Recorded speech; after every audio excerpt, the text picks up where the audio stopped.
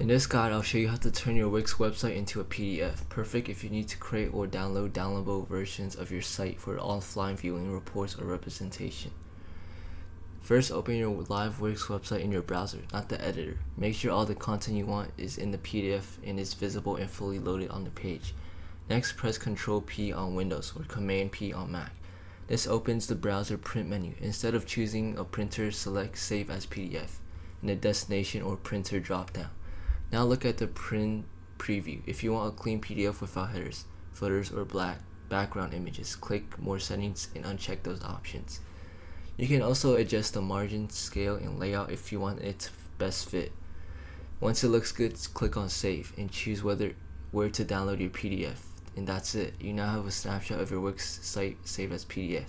Keep in mind, this method works best for simple pages. For dynamic pages or full websites, you may too repeat this for each page and merge the PDFs later. Thanks for watching. Don't forget to subscribe and like.